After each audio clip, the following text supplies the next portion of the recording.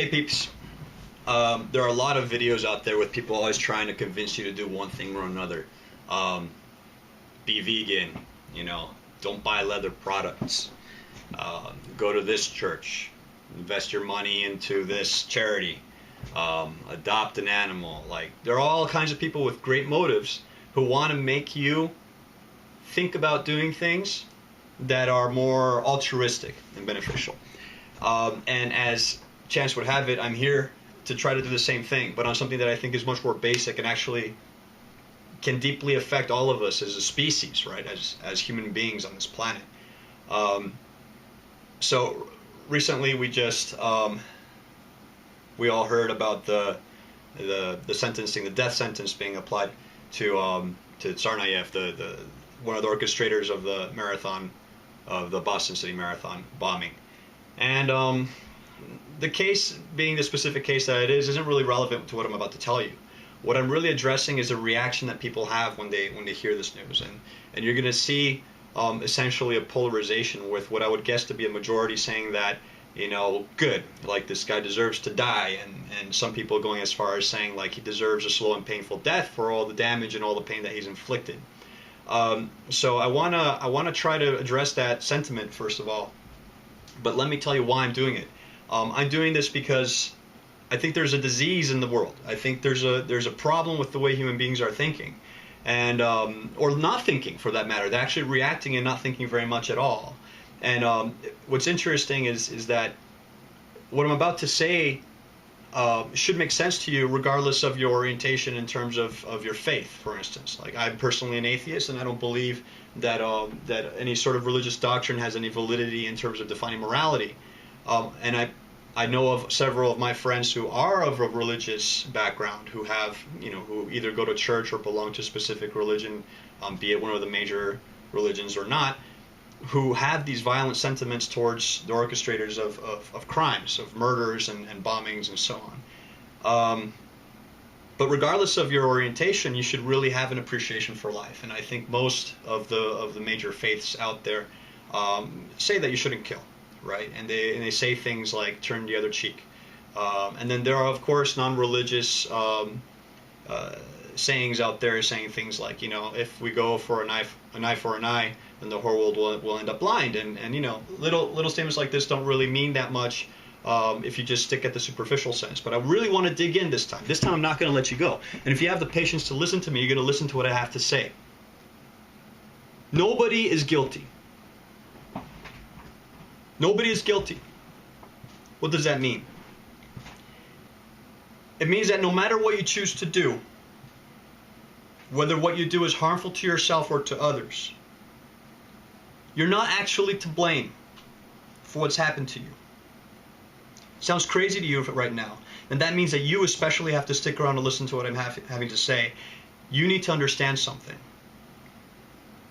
On the other side of the coin, no one is deserving of merit. No one deserves to be rewarded for performance or acknowledged for selflessness, because things are the way they're going to be. And this is hard for people to swallow. Recently, on a very popular Facebook channel or page where they talk about scientific news, they posted a video that explains something in terms of space-time. Now, the space-time concept has a massive moral, philosophical impact on your perspective on life. I'm not talking about purpose and meaning. I'm talking about the actual reality of the way the world works. I'm a determinist. I believe that the future has already been established, and I'm kind of working through a script. That I don't have free will. That the things I'm going to do are all the results of things that have either happened to me or chemical processes in my brain that I don't understand. Events that have preceded whatever event I am about to participate in. But you're the same way. Every time you think you're executing a decision, you might feel like it is you orchestrating your future, that you're writing your destiny as you go. But it is not only a neuromuscular implausibility, a neural implausibility. I'm a personal trainer, so saying things like neuromuscular comes out by accident. But it's not only implausible from a biological sense, It's impossible from a mathematical sense. Now, I'd love to get into this deeper, explaining why free will is a myth. You don't get to take credit for the good things that you do because you don't get to take credit for the genes that turned you into the person who is selfless. That's just one factor of millions of unknown factors that determine who you are. But if you were Tsarnaev, if you were the younger brother, molecule for molecule, and you had the same background that he did, with the same parenting, with the same upbringing, with the same older brother, with the same spheres of influence, you would have done the exact same thing. There's no extra part of you, in the words of Sam Harris, there's no extra part of you that makes you special, that will make you choose a different path, to do a different thing. Because if you were in fact that person, you would have done that thing.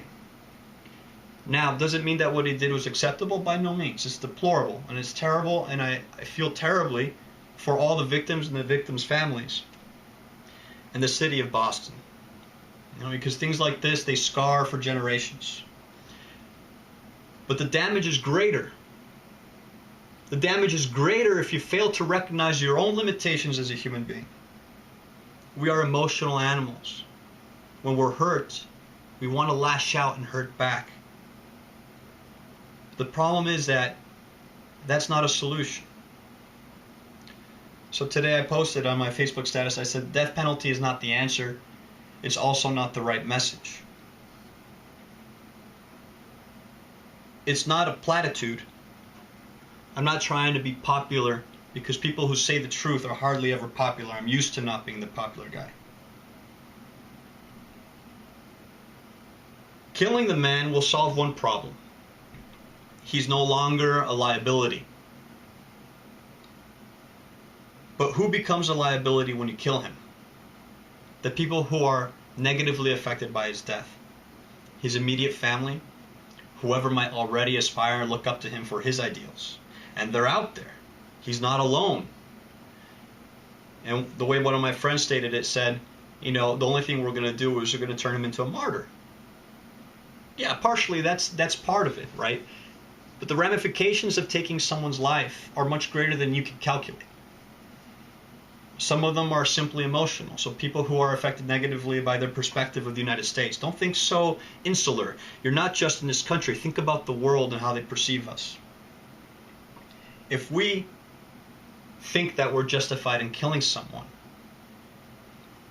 then that means other people around the world feel justified in thinking that they can kill other people. Where do you draw the line? What makes one population or one individual more capable to make the right decision when someone dies?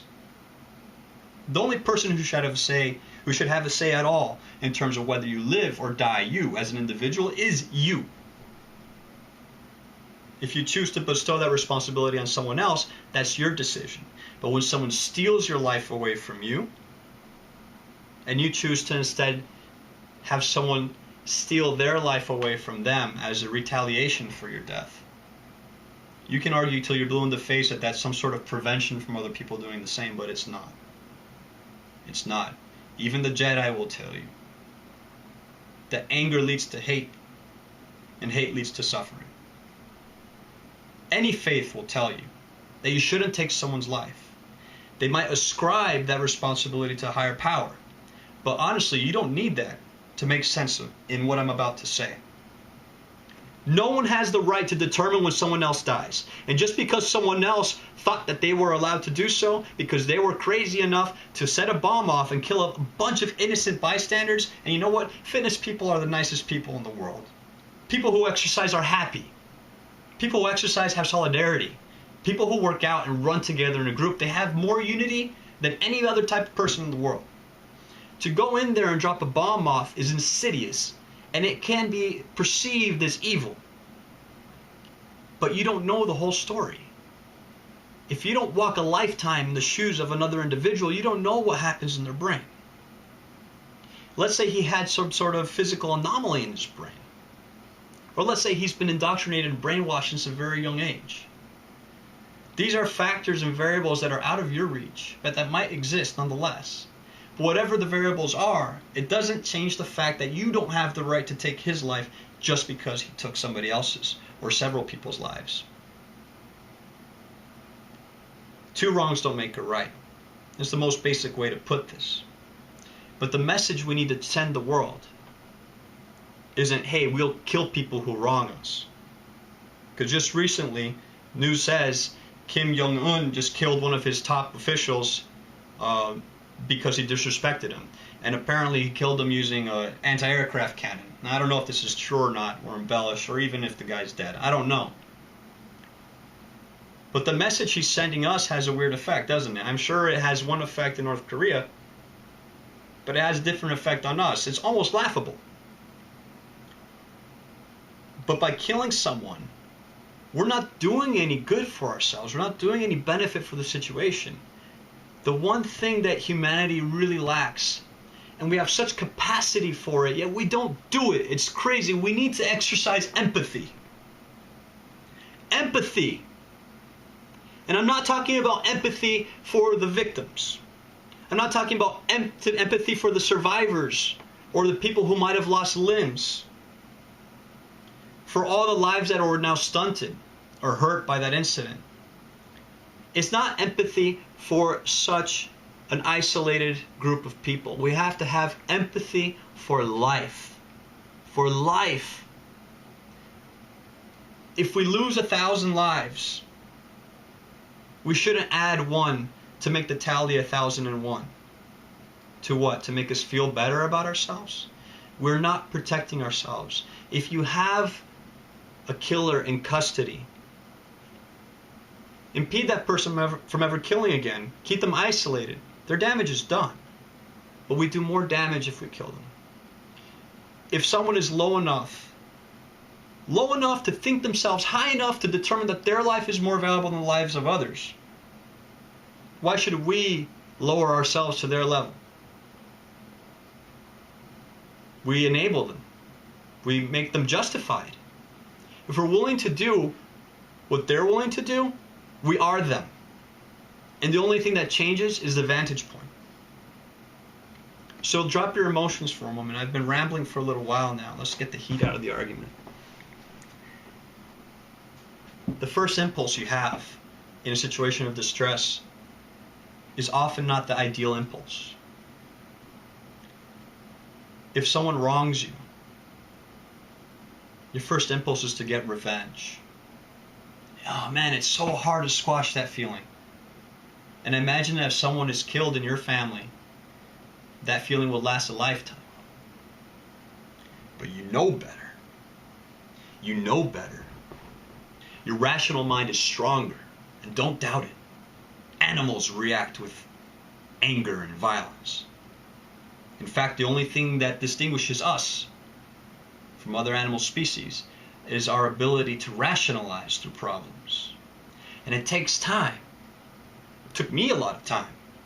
Heck, the first time I was exposed to the idea of determinism and rejecting free will, I thought it was complete nonsense and made me feel powerless. The idea of considering the fact that I'm not writing my own destiny, that everything is scripted for me, and that I only get to see a cross-section of time versus the entirety of the space-time continuum, I almost felt debilitated. But now that I acknowledge my limited perspective in the way this universe operates, in the way we regard time and our own presence and our own influence on the world around us, I feel humbled. And I feel more capable of empathy than I did before.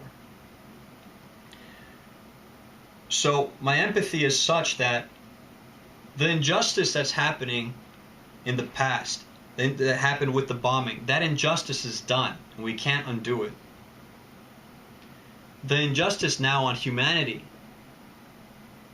is that we're giving killing the thumbs up. Yeah, this guy's done something wrong. Let's end his life. What is that going to change? What relief is that going to bring? It's superficial and it's temporary. It won't bring back the dead. It won't heal the wounded. It might give some people closure. And, I hope that those people can experience closure one way or another. Other people won't experience closure from this. But I believe that transcendence is possible for all of us, even those of us who are most wronged. If we first acknowledge that we don't have a complete perspective on everything that's happened. That no one is actually guilty of the lives that they live. You can empathize. You're capable of empathy. And you've seen it before. You know you have. You've seen it when the father of, say, a girl who was killed in a car accident, when the other driver was a drunk driver and he was driving recklessly intoxicated and killed the man's daughter. And you see it when that man elevates himself in the courtroom and he says, I forgive you. You took my daughter's life, but I forgive you. We all need to forgive. It's essential. It's essential for our healing as a species. You have a government who has brainwashed an entire nation of what would be proud Americans who have nothing to be proud about anymore. You have a government who leads you to believe that violence is a legitimate answer. And they take your youngest and your most powerful youth to go and fight their wars. In the meantime, over here, we have situations where we don't know all the variables and we're rallied behind that battle cry, kill, kill, kill. It's not going to solve anything. Forget the word love. This isn't about loving your neighbor. This isn't about loving thine enemy. I don't believe in that.